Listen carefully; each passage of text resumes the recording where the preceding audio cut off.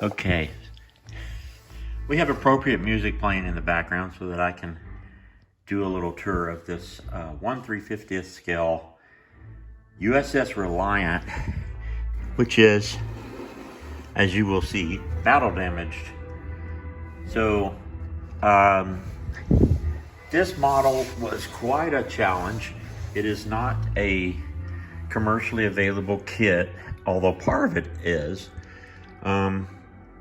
This is partially made from the Polar Lights 1/350th scale Enterprise refit, but the only parts of it that come from that are the saucer section, and of course the top and the bottom, which were obviously cut, and then we're going to swing it over here because the other side doesn't have a warp engine, and then the warp nacelle, which of course had to be modified. So I'll just kind of do a little tour of what I had to do to construct the kit. So the rest of it actually was a resin conversion kit that a fellow that went by, named Don Shoko, used to produce. He does not make it anymore. Even when he did, it was sort of on a limited basis. But a few years ago, I snagged a couple kits because I had a couple clients who wanted me to build them. The first one I built actually was the Miranda class, but it wasn't technically the Reliant because the client wanted to customize it, and he had a custom name for it. And it was not battle damaged, so it had both warp nacelles and obviously didn't have all this stuff. It also had interior shuttle bays, whereas this one does not have the shuttle bays. Thank goodness, because that was a nightmare doing those on the other one. So the whole main hull here, oh my gosh, I can't even think the word of it here. The bar across the top, that is all resin. That kit came with a resin bridge piece, but which was okay. But thankfully for me, there's a vendor who creates some or 3D parts that are available on shapeways.com, and he creates bridges for the 350th Enterprise, and actually recently made available a bridge for the Reliant. And it also actually included, he also has an interior, but by the time I had gotten that far in the build, I wasn't able to try to light an interior. But anyway, so basically what I had to do to modify the kit, the original, the Enterprise kit, was of course to cut the saucer down. On the warp pylons, of course, they're attached at the bottom on the Enterprise, so I had to cut these and level this out. Build a rounded, sorry, I'm missing some of what I'm actually taping. Build a rounded bottom to it, and then of course cut into the top, and attach from the top. Let me go ahead and flip the lights on this thing. So got the lights on. One of the nice things, the really cool things about this bridge, is that it being 3D printed and all, is really accurate as far as has the little, well, they're not really windows, those lighted circular things, whatever they are. Which, that's not the way the bridge looks on the Enterprise. The whole bridge piece is a little different there. It's just sort of a different size and shape slightly than the one on the Enterprise. But I really like the way that turned out. Okay, so one of the other things that was a huge challenge on this was lighting the torpedo launcher. For one thing, the torpedo launcher, this piece was almost solid, not quite. Well, I have to take that back. It wasn't so much that it was solid, but it had very thick walls around it. I mean, they were like that thick.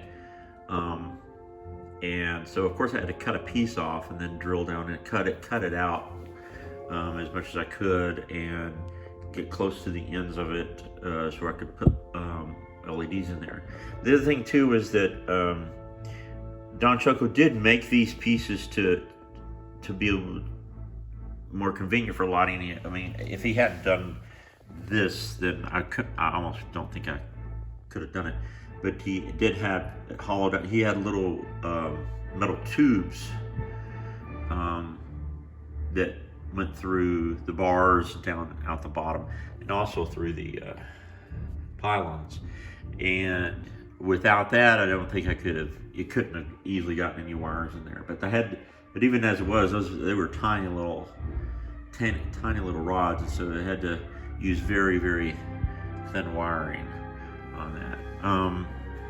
The decals did come with the kit, the conversion kit. But of course, I used some of the decals from the Enterprise.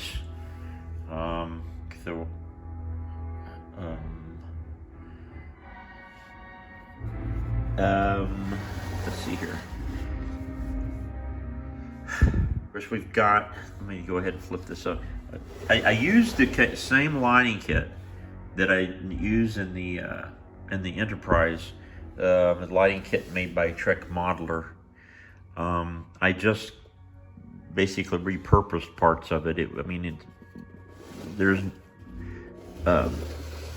And then ran a few additional wires.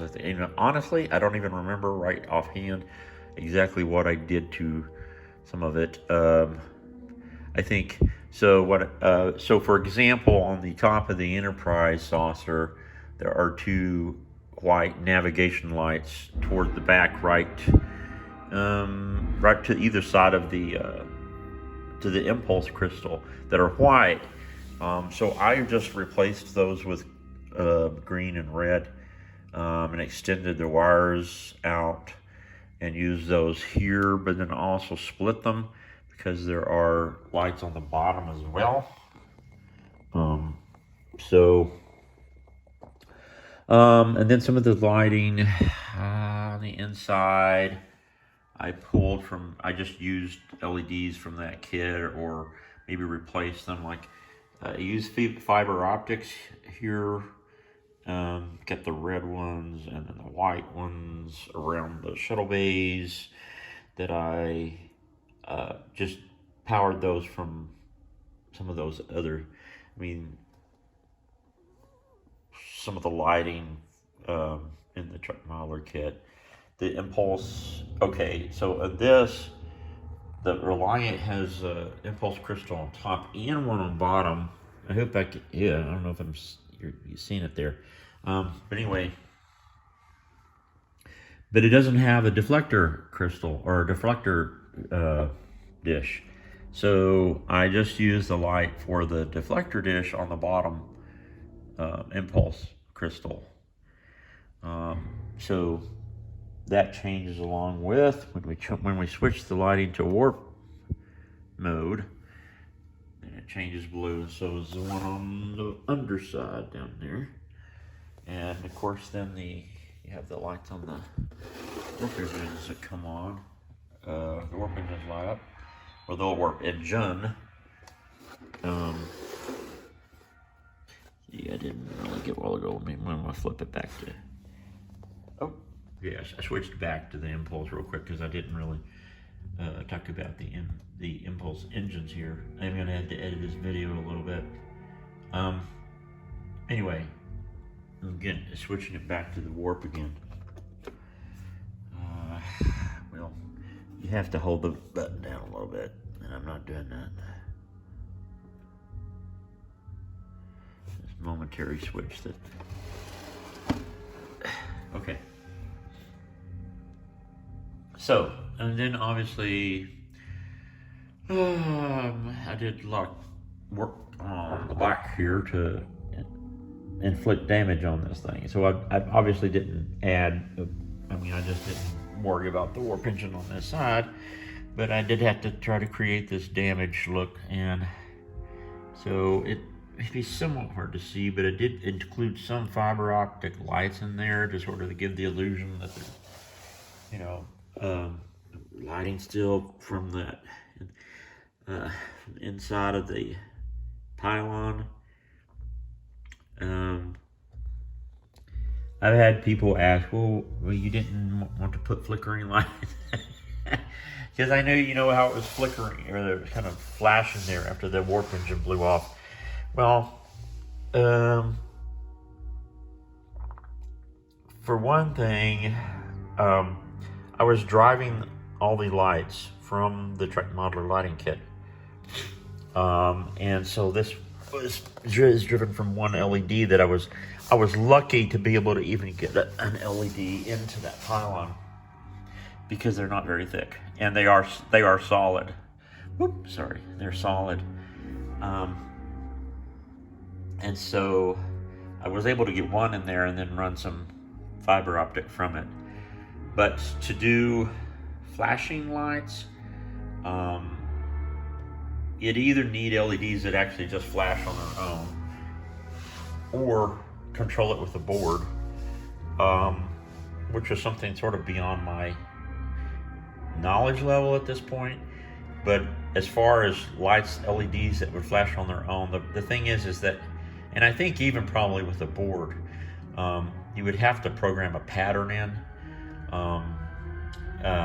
Even if you had different patterns, and you were sort of mixing it up, in my mind, there's still going to be a discernible pattern to it, which is not realistic. I mean, what it would have been, what it should be, is completely random flashing.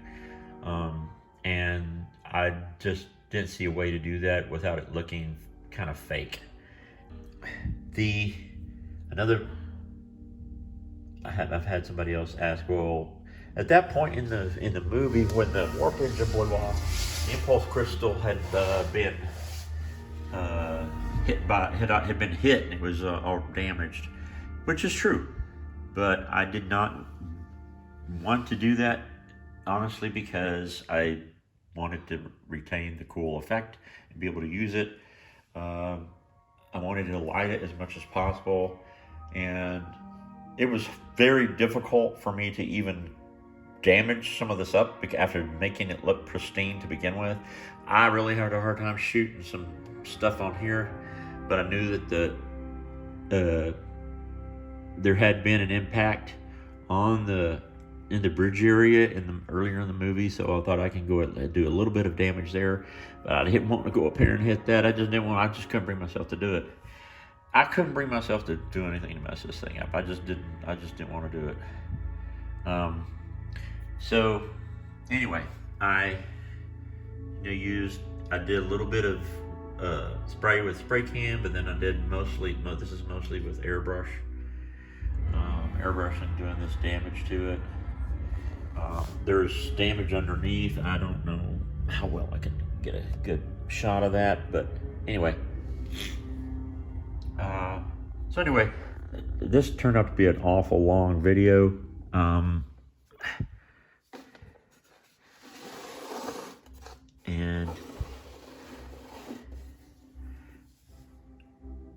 Anyway, but it turned out to be a pretty satisfying build in the end. It took me forever to build this thing.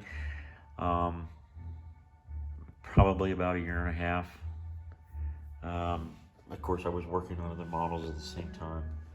But, and I do these on a part-time basis. It's not a full-time job. But by the end of it, and one other thing, the base, it's kind of, you can't really tell in the video. I don't think I haven't even been able to take any pictures that really do it justice. This is not black. It's not a solid color.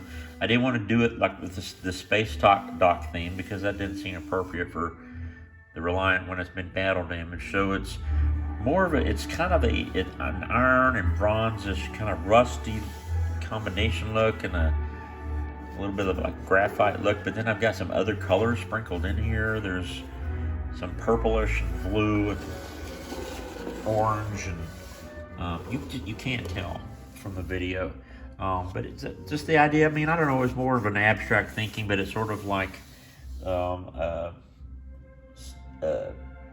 something made of, of metal that has been weathered and rusted and worn, and I don't know. It's not solid though, so I guess that's just sort of more of an aesthetic thing that I did that I thought would be kind of cool. Not that anybody asked for it or anything like that, but I didn't think solid black would be all that great, but I also absolutely didn't want to do the space dock thing that I do on the Enterprise. So anyway, all right, that's it. Hope you enjoyed this little tour. Hopefully it wasn't too boring or confusing with my bizarre camera work. Anyway, that is a 1/350th scale Reliant battle damage, and let's just hope Polar Alliance actually comes out with a kit soon, because that would make this so much easier, and I could actually build more of them kits. This kit is not available anymore. It sure would be nice if we had one.